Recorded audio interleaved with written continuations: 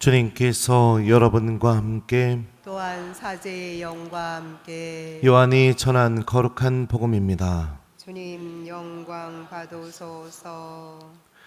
12 제자 가운데 하나로서 쌍둥이라고 불리는 토마스는 예수님께서 오셨을 때 그들과 함께 있지 않았다. 그래서 다른 제자들이 그에게 우리는 주님을 배웠소 하고 말하였다.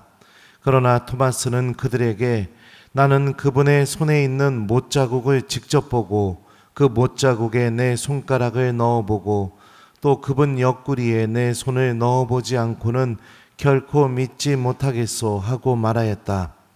여드레 뒤에 제자들이 다시 집안에 모여 있었는데 토마스도 그들과 함께 있었다. 문이 다 잠겨 있었는데도 예수님께서 오시어 가운데에 서시며 평화가 너희와 함께 하고 말씀하셨다. 그러고 나서 토마스에게 이르셨다. 내 손가락을 여기 대보고 내 손을 보아라. 내 손을 뻗어 내 옆구리에 넣어 보아라. 그리고 의심을 버리고 믿어라. 토마스가 예수님께 대답하였다. 저의 주님, 저의 하느님. 그러자 예수님께서 토마스에게 말씀하셨다. 너는 나를 보고서야 믿느냐? 보지 않고도 믿는 사람은 행복하다. 주님의 말씀입니다. 그리스도님 찬미합니다. 오소서 성령님. 저의 주님, 저의 하느님. 안녕하세요. 오늘 복음 말씀은 믿음이 좀 약하신 분들, 또 하느님에 대한 의심이 좀 드시는 분들에게는 좀 힘이 되는 말씀이 되었으면 좋겠어요. 토마스가 부활하신 예수님을 만나지 못했던 이유에 대해서 복음은 다음과 같이 알려줍니다. 12 제자 가운데 하나로서 쌍둥이라고 불리는 토마스는 예수님께서 오셨을 때 그들과 함께 있지 않았다. 그들과 함께 있지 않았기 때문에 부활하신 예수님을 만날 수가 없었습니다. 그리고 토마스가 부활하신 예수님을 만나게 된 결정적인 이유에 대해서도 복음은 이렇게 알려줍니다. 여드레 뒤에 제자들이 다시 집안에 모여 있었는데 토마스도 그들과 함께 있었다. 그들과 함께 있게 되자 부활하신 예수님을 만나게 되죠. 그러니 내가 만약에 하느님에 대해서 지금 의심이 들고 있고 내 믿음이 약한 것처럼 느껴진다면 제일 먼저 해야 될 것이 무엇이냐? 바로 교회 공동체와 함께 있는 신앙생활. 이게 제일 먼저 내 안에서 이루어져야 됩니다. 이걸 선택하게 될 때 어떤 일이 벌어져요? 예수님을 만나고 체험할 수 있는 가능성이 높아지는 겁니다. 다시 말하면 교회 공동체를 떠나서 나 홀로 신앙생활하는 거, 그러니까 본당에서 어떤 일이 있던 사목적인 방향이 어떻건 그거하고는 상관없이 나 혼자서만 신앙생활하는 거, 교우들과 아무것도 함께 하지 않는 거, 이 삶은 부활하신 예수님을 만나기가 너무나 어려운 거예요. 그리고 나의 신앙생활이 이렇게 나 홀로 신앙생활, 토마스처럼요, 공동체를 떠나서 신앙생활을 하고 있다면 믿음은 의심으로 바뀔 수밖에 없는 겁니다. 자, 오늘 일독서도 보면은요, 이렇게 말합니다. 여러분은 이제 더 이상 외국인도 아니고 이방인도 아닙니다. 성도들과 함께 한 시민이며 하느님의 한 가족입니다. 여러분도 그리스도 안에서 성령을 통하여 하느님의 것처럼 함께 지어지고 있습니다. 그러니까 우리 모두가 교회 안에서 이방인도 외국인도 아니고 예수님이라는 기초 위에 사도들과 함께 우리들도 교회 공동체 안에서 함께 지어지고 있는 건물이고 교회 공동체의 일원이라고 오늘 일독서도 우리에게 알려주죠. 마태복음에서도 예수님께서는 이렇게 말씀하셨습니다. 2 사람이나 3 사람이라도 내 이름으로 모인 곳에 나도 함께 있기 때문이다.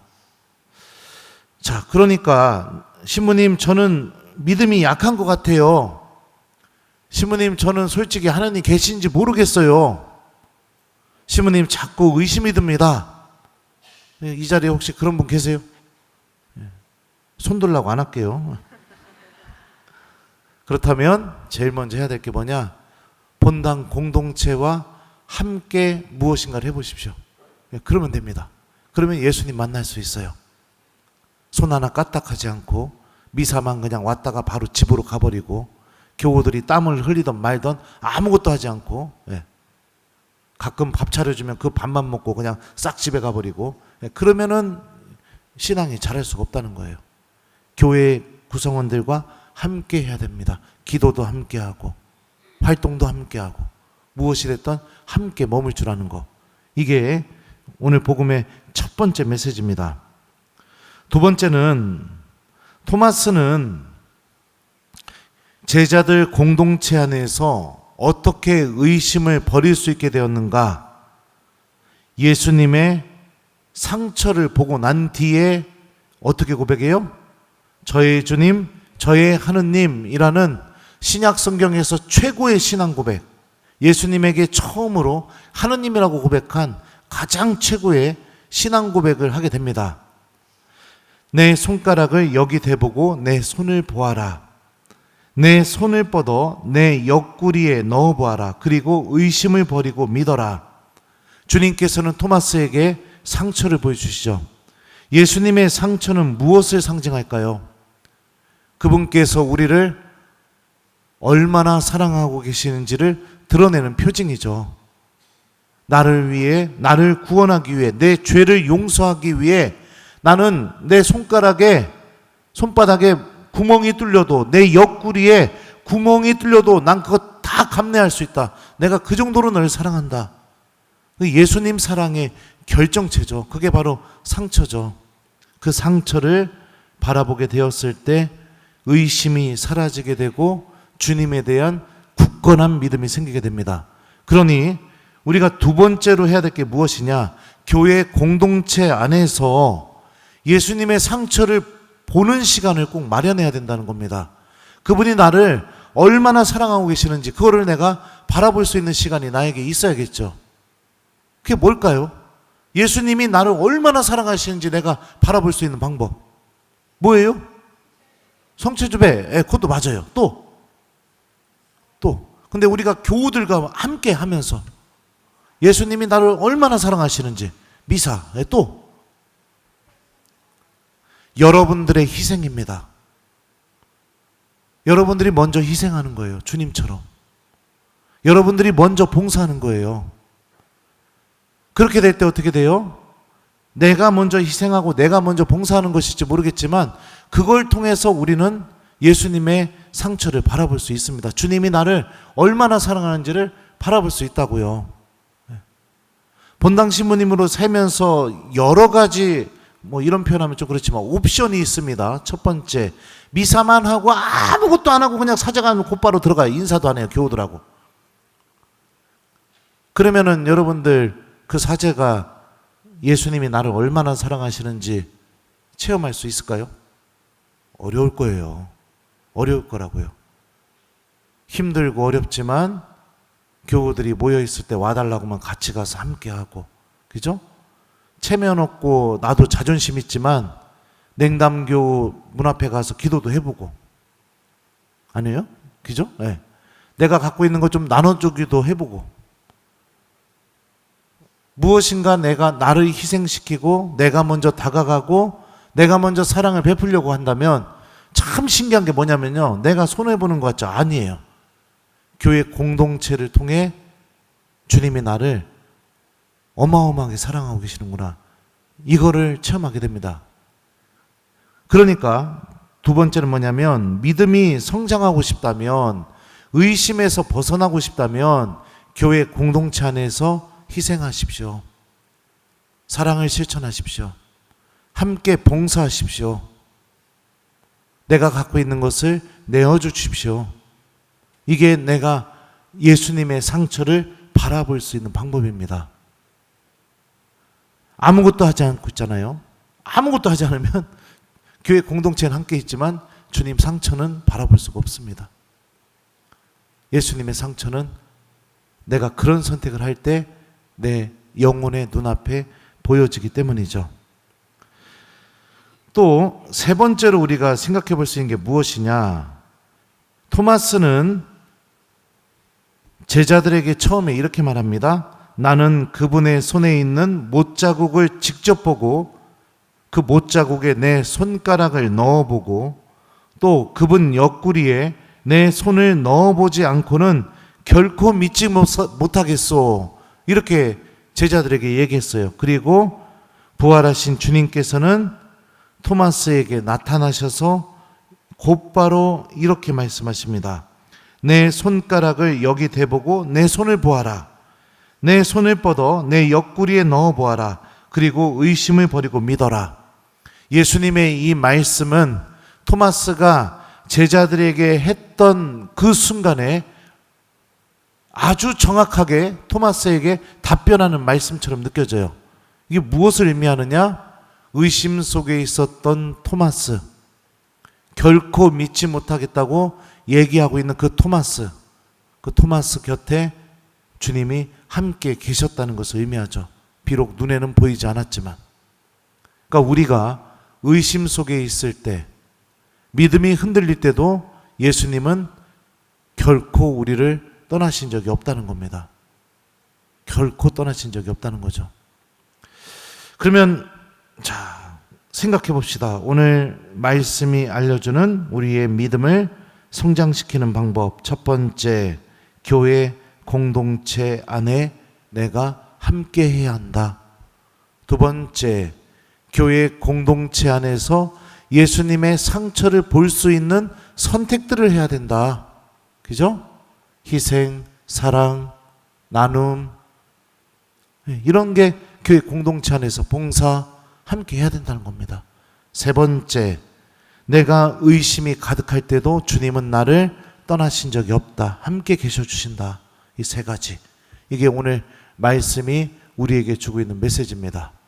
자, 그러니 사랑하는 교회 여러분들, 여러분들의 믿음이 성장하고 싶다면, 여러분들도 토마스처럼 저의 주님, 저의 하느님 이렇게 고백하고 싶다면 이 세 가지 어떻게 해야 될까요? 1번, 신부님 백날 얘기해 보십시오. 저는 10년 전에도 그랬고 20년 전에도 그랬고 30년 전에도 그랬고 미사 한 대 외에는 아무것도 안 했습니다.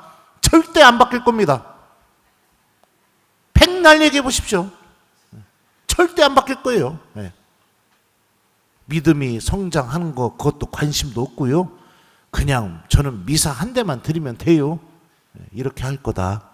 2번, 오늘 말씀이 나의 용기로 이루어질 수 있도록 오늘 내가 교회 공동체와 함께 해보고 그 교회 공동체 안에서 희생하고 봉사하고 사랑하고 나눠줘 보겠다. 그리고 이런 나하고도 예수님이 함께 계신다고 믿고 그렇게 한번 해보겠다. 몇 번이에요? 진짜예요? 총회장님 여기 오늘 미사 온 사람 이름 다 적으세요. 자, 그리고 봉사자로 다 써야겠어요. 네. 여러분들 가정도 교회 공동체입니다. 여러분들 가정도 교회 공동체라고요. 지금 우리가 모여 있는 이 모습도 교회지만 교회는 가정 안에서부터 시작돼요. 그러면은 생각해 보십시오. 여러분들 가정 안에 있는 자녀들, 배우자, 가족들이 토마스처럼 의심과 불신에 가득 차 있다면 내가 가정 안에서 어떻게 행동해야 의심과 불신에 가득 차 있는 가족들이 토마스처럼 신앙 고백할 수 있는지 그것도 오늘 복음 안에 담겨 있죠. 그죠? 그러니 가족들과 함께 기도하십시오. 가정 안에서 먼저 희생하고 사랑을 실천하십시오. 다가가십시오. 주님의 상처를 내가 보려고요. 그렇게 된다면 여러분들 가정 안에서도 저의 주님, 저의 하나님 이 신앙 고백이 터져 나올 겁니다. 터져 나올 거예요. 가정 안에서도 좀 오늘 그렇게 실천을 해보시고, 그리고 우리 교우들과 함께 있는 자리에서도 좀 실천을 해보세요. 어떤 분은 그래요. 밥 먹으러 가면 맨날 얻어먹기만 하고 살 줄도 모르는 교우들이 있습니다. 맨날 얻어먹기만 하고, 예. 그죠? 자기 거 하나도 나누지 못하고. 본당에서 봉사자고 하면은 누군가는 하겠지. 그 10년 전에도 20년 전에도 30년 전에도 누군가는 하겠지. 그런 교우들이 있어요. 예. 교회 안에는 머물고 있지만 예수님의 상처는 전혀 보려고 하지 않는 분들. 예. 그러니 어떡합니까? 믿음이 자라지가 않죠. 아무튼 그래서 오늘 하루는 오늘 말씀이 주는 이 세 가지 메시지, 교회 공동체와 함께 있어야 된다. 교회 공동체 안에서 예수님의 상처를 볼 수 있어야 된다. 주님은 나를 떠나신 적이 없다. 이 세 가지 잘 기억하면서 오늘 하루 함께 기도하고 먼저 희생하고 봉사하고 사랑을 실천하는 하루를 잘 보냈으면 좋겠습니다. 숙제는 여러분들 가족들과 함께 기도하는 시간을 오늘 꼭 가져보시기 바라요. 그러면서 먼저 다가가고 사랑도 좀 실천하는 그런 하루를 꼭 보내셨으면 좋겠습니다. 저의 주님, 저의 하느님, 아멘.